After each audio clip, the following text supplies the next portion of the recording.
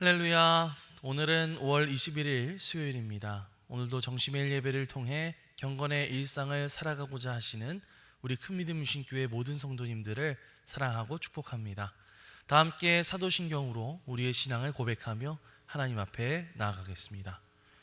전능하사 천지를 만드신 하나님 아버지를 내가 믿사오며 그 외아들 우리 주 예수 그리스도를 믿사오니 이는 성령으로 잉태하사 동정녀 마리아에게 나시고 본디오 빌라도에게 고난을 받으사 십자가에 못 박혀 죽으시고 장사한 지 사흘 만에 죽은 자 가운데서 다시 살아나시며 하늘에 오르사 전능하신 하나님 우편에 앉아 계시다가 저리로서 산자와 죽은 자를 심판하러 오시리라.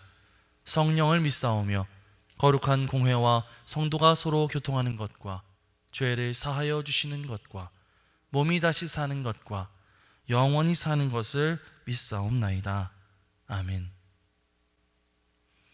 다 함께 찬송가 325장 찬양하시겠습니다.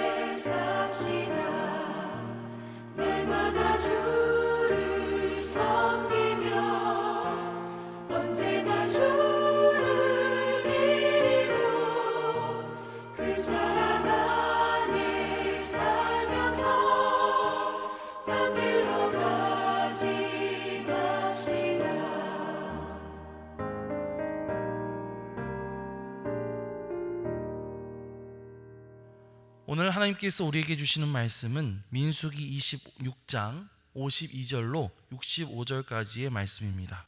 여호와께서 모세에게 말씀하여 이르시되 이 명수대로 땅을 나눠주어 기업을 삼게 하라. 수가 많은 자에게는 기업을 많이 줄 것이요 수가 적은 자에게는 기업을 적게 줄 것이니 그들이 계수된 수대로 각기 기업을 주되 오직 그 땅을 제비 뽑아 나누어 그들의 조상 지파의 이름을 따라 얻게 할지니라. 그 다소를 막론하고 그들의 기업을 제비 뽑아 나눌지니라. 레위인으로 계수된 자들의 종족들은 이러하니 게르손에게서 난 게르손 종족과 고핫에게서 난 고핫 종족과 무라리에서 난 무라리 종족이며 레위 종족들은 이러하니 림니 종족과 헤브론 종족과 말리 종족과 무시 종족과 고라 종족이라. 고핫은 아브납을 낳았으며 아므람의 처의 이름은 요게벳이니 레위의 딸이요 애굽에서 레위에게서 난 자라. 그가 아므람에게서 아론과 모세와 그의 누이 미리암을 낳았고 아론에게서는 나답과 아비우와 엘르아살과 이다말이 났더니 나답과 아비우는 다른 불을 여호와 앞에 들이다가 죽었더라. 1개월 이상으로 계수된 레위인의 모든 남자는 2만 3천 명이었더라. 그들은 이스라엘 자손 중 계수에 들지 아니하였으니 이는 이스라엘 자손 중에서 그들에게 준 기업이 없음이었더라. 이는 모세와 제사장 엘르아살이 계수한 자라. 그들이 여리고 맞은편 요단과 모압 평지에서 이스라엘 자손을 계수한 중에는 모세와 제사장 아론이 시내 광야에서 계수한 이스라엘 자손은 한 사람도 들지 못하였으니 이는 여호와께서 그들에게 대하여 말씀하시기를 그들이 광야에서 반드시 광야에서 죽으리라 하셨습니다. 이러므로 여분네의 아들 갈렙과 눈의 아들 여호수아 외에는 한 사람도 남지 아니하였더라. 이는 하나님의 말씀입니다. 아멘. 할렐루야.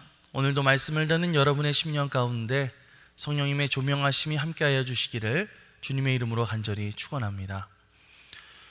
우리가 신앙생활을 하다 보면 이런 질문을 던질 때가 있죠. 어떤 질문이냐면, 하나님 왜 저한테는 이것밖에 주시지 않으셨습니까? 이런 질문을 던질 때가 있습니다. 같은 교회를 다니고 또 같은 말씀을 듣고 있는데도 가만히 보면 어떤 성도는 나보다 더 많은 축복을 받는 것 같고 더 많은 은사를 받은 것 같고 또 어떤 사람은 나보다 더 많은 기회를 얻는 것 같이 느껴질 때 우리는 이런 질문을 던지게 되죠. 왜 하나님은 나에게 이것만 주시고 저 사람한테는 저렇게 많이 주시는 것일까? 하나님은 정말 공평하신 하나님이 맞으실까? 이런 생각이 들 때가 있습니다. 하지만 성경은 우리에게 조금 다른 이야기를 해주고 있는데요. 하나님은 각 사람에게 그분의 뜻에 따라 분깃, 즉 정당한 몫을 주신다는 것입니다. 물론 그 기준은 세상의 눈으로는 완전히 이해되지 않은 방식이지만 말이죠. 오늘 우리가 읽은 본문 말씀은 이제 하나님께서 약속하셨던 젖과 꿀이 흐르는 가나안 땅을 목전에 두고 있는 이스라엘 백성들에게 하나님께서 그 땅들을 어떻게 분배하실지를 명령하시는 그런 내용입니다. 광야에서 오랫동안 방황했던 시간들은 이제 끝이 나고 이제 새로운 세대를 향해서 하나님은 준비하신 땅을 허락하시려고 하는데요. 하나님은 과연 어떤 방법으로 그 땅을 분배하셨을까요? 오늘 말씀을 통해 살펴보면서 그 가운데 깃들여 있는 하나님의 은혜를 함께 나누는 시간이 되었으면 좋겠습니다. 자, 먼저 53절에서 56절까지의 말씀을 다시 한번 읽어볼까요? 이 명수대로 땅을 나눠주어 기업을 삼게 하라. 수가 많은 자에게는 기업을 많이 줄 것이요 수가 적은 자에게는 기업을 적게 줄 것이니 그들이 계수된 수대로 각기 기업을 주되 오직 그 땅을 제비 뽑아 나누어 그들의 조상 지파의 이름을 따라 얻게 할지니라. 그 다소를 막론하고 그들의 기업을 제비 뽑아 나눌지니라. 아멘. 자, 어제 다루었던 말씀 기억나시죠? 어제 다루었던 내용은 바로 이스라엘 백성들의 2차 인구조사에 대한 내용이었습니다. 민수기 1장에서 있었던 출애굽 1세대를 대상으로 했던 1차 인구조사로부터 약 40여 년이 지난 후 하나님은 출애굽 2세대를 대상으로 2차 인구조사를 실시하라고 말씀하시죠. 그리고 조사된 각 지파의 인구수에 따라서 그 분깃을 나누어 주라고 말씀하십니다. 자, 그런데 여기에서 중요한 것은 무엇이냐면 이렇게 계수된 인구수에 따라서 땅을 나누되 그 방식은 어디까지나 제비뽑기였다고 하는 사실이죠. 인구가 많으면 더 넓은 땅을 가질 수는 있겠지만 그렇다고 해서 야, 우리는 인구가 많으니까 우리한테 더 좋은 땅을 줘, 이렇게 말할 수는 없었다는 것입니다. 그 인구가 하나의 파워, 권력이 되어서 좋은 위치에 있는 땅, 비옥한 땅을 차지하게 할 수는 없었다는 것이죠. 여기에는 사람의 통제가 전혀 작동할 수가 없었습니다. 이들이 어디에 위치하게 될지 또 어떤 땅에 들어가게 될지는 철저히 제비뽑기로, 그러니까 다시 말하면 전적으로 하나님의 뜻에 따라 정해졌다고 하는 사실이죠. 그렇기 때문에 이스라엘 백성들은 단순히 얼마나 땅을 받느냐를 따지는 것보다 하나님께서 어떻게 그것을 나누셨는가, 다시 말하면 하나님의 뜻과 방법에 신뢰하면서 그것을 순종하는 그런 자세를 가져야 했다는 것입니다. 사랑하는 성도 여러분, 마찬가지로 오늘날 우리에게 주어지는 것들이 있습니다. 우리에게 주어지는 직분이나 혹은 우리에게 주어지는 은사, 우리에게 주어지는 사명들이 있죠. 그러나 그것들은 마찬가지로 하나님께서 우리 각자에게 주권적으로 맡기신 하늘의 분깃입니다. 누군가는 설교의 자리에서, 또 누군가는 교사의 자리에서, 또 누군가는 애찬을 준비하는 자리에서, 또 누군가는 기도하는 자리에서 일합니다. 그러나 그 모든 자리는 하나님께서 우리에게 제비 뽑아 주신 것처럼 나에게 맡겨주신 자리이고, 그렇기 때문에 우리가 정말 귀하게 여겨야 할 하나님 나라의 역할인 것이죠. 그렇기 때문에 우리는 다른 사람들의 몫을 괜히 부러워하거나 혹은 나에게 주어진 몫을 하찮게 여기지 말아야 합니다. 오히려 하나님께서 내게 주신 은사, 내게 주신 자리, 내게 주신 몫에 감사함으로 반응해야 할 줄 믿습니다. 질투 대신 감사하고, 또 비교하는 대신 충성하고, 또 경쟁하는 대신 순종하는 것이 진정으로 성숙한 신앙인의 길인 줄 믿습니다. 사랑하는 성도 여러분, 다시 한번 말씀드립니다. 교회 내에 여러분에게 어떤 역할이든 맡겨졌다면 그것은 하나님께서 제비 뽑아 맡기신 사명의 자리라는 사실을 꼭 기억하시기 바랍니다. 그리고 그 자리를 절대로 하찮게 여기지 마십시오. 세상의 기준으로 작아 보이는 자리가 될지라도 하나님의 눈에는 그것이 가장 값지고 복된 자리일 수 있습니다. 하나님께서 나에게 맡기신 그 자리를 귀하게 여기고 그 자리에서 기쁨과 감사로 충성할 수 있는 저와 여러분들이 되시기를 주님의 이름으로 간절히 축원합니다. 또 우리 62절 말씀을 함께 볼까요? 1개월 이상으로 계수된 레위인의 모든 남자는 23,000명이었더라. 그들은 이스라엘 자손 중 계수에 들지 아니하였으니 이는 이스라엘 자손 중에서 그들에게 준 기업이 없음이었더라. 아멘. 자, 57절 이하의 말씀에는 특별히 레위 자손의 이야기들이 언급되고 있죠. 다른 지파들은 각각 땅을 기업으로 분배받았지만 이 레위 지파만큼은 땅의 기업을 받지 않았다고 말씀하고 있습니다. 왜 그럴까요? 그것은 하나님께서 이 레위 자손들에게 하나님이 자신이 그들의 기업이 되어 주시겠다라고 말씀하셨기 때문입니다. 하지만 하나님이 그들의 기업이 되셨다라고 하는 말씀은요, 그저 단지 땅을 받지 못한 지파라는 그런 의미로 끝나는 것이 아닙니다. 오히려 가장 높은 영적인 특권을 맡은 지파다, 이렇게 말할 수가 있을 것입니다. 그들은 분배받은 땅을 일구는 대신 하나님의 성막을 섬기는 일을 맡았고요, 또 제사와 제물을 다루는 일을 맡게 되었죠. 대신에 그들은 땅이 아닌 이스라엘 백성들이 하나님 앞에 드리는 11조를 가지고 생활하게 되었고, 그들의 분깃은 세상의 소유가 아니라 바로 하나님의 임재 그 자체였습니다. 그렇기 때문에 이 레위 지파 사람들은 다른 지파 사람들과는 조금 다른 정체성을 가지고 다른 기준을 가지고 살아가야만 했겠죠. 그런데 오늘날 이 레위인들의 모습은 한편으로 오늘 우리의 정체성의 문제와도 맞닿아 있는 것 같습니다. 왜냐하면 레위인들이 그랬던 것처럼 오늘날 하나님을 믿는다는 것, 하나님을 섬긴다는 것은 세상과 다른 기준을 받아들이는 삶을 의미하는 것이기 때문이죠. 왜 나는 저 사람처럼 돈을 많이 벌지 못할까? 왜 나는 저렇게 인정받는 자리에 서지 못할까? 이런 질문이 떠오를 때가 있잖아요.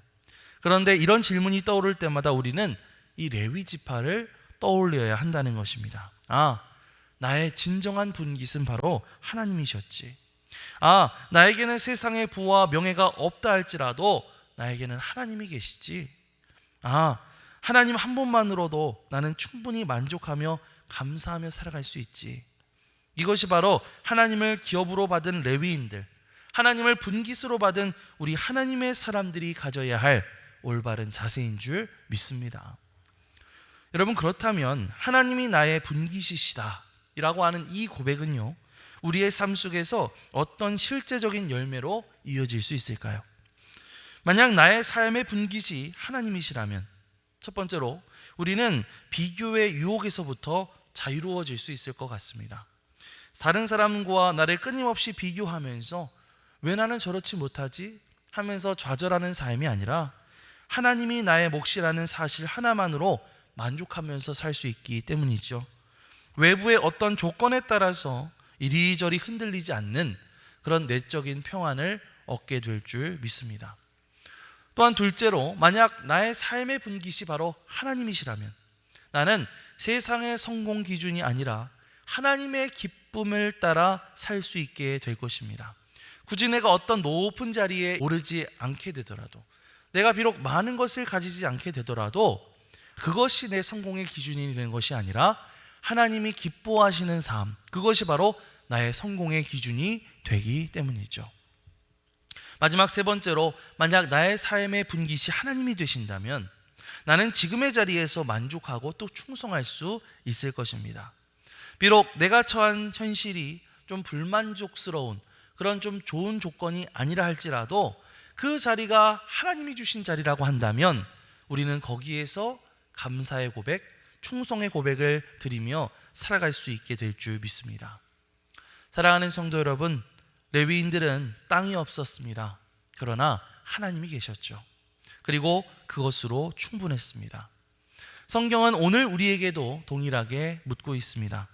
당신은 무엇을 분깃으로 삼고 살아가고 있는가? 라고 말이죠. 세상의 눈으로 볼 때는 작고 평범한 인생으로 보일 수 있을지라도 나와 하나님이 함께 하신다면 우리는 가장 복된 인생, 가장 알찬 인생, 가장 풍요로운 인생을 살아가고 있는 줄 믿습니다. 내가 감당하고 있는 역할이 아무리 작아 보인다 할지라도 그 역할 하나님이 맡기셨다고 한다면 그 자리는 가장 거룩한 자리고 가장 영광스러운 자리인 줄 믿습니다. 시편 16편 말씀에서 다윗은 이렇게 고백합니다. 여호와는 나의 산업과 나의 잔의 소득이시니 나의 분깃을 지키시나이다. 아멘. 레위 지파들의 고백, 또 다윗의 고백처럼 하나님이 나의 진정한 분깃이심을 믿고 세상의 기준을 뛰어넘어 오늘도 감사의 마음, 만족의 마음으로 살아갈 수 있는 저와 여러분들이 되시기를 주님의 이름으로 간절히 축원합니다. 아멘. 기도하겠습니다. 사랑과 은혜가 풍성하신 하나님, 우리에게 맡기신 분깃이 하나님의 뜻 안에서 주어진 것임을 우리는 믿고 고백합니다. 비록 우리의 자리가 작고 연약해 보인다 할지라도 그 자리에서 주님을 섬길 수 있음에 감사하게 하여 주옵소서. 비교하거나 낙심하지 않고 맡겨진 자리에서 기쁨과 충성으로 살아가게 하여 주옵소서. 우리의 진정한 기업이 하나님 자신이심을 날마다 고백하게 하시고 세상의 기준이 아니라 주님의 뜻을 따라 살아가는 삶이 되게 하여 주옵소서.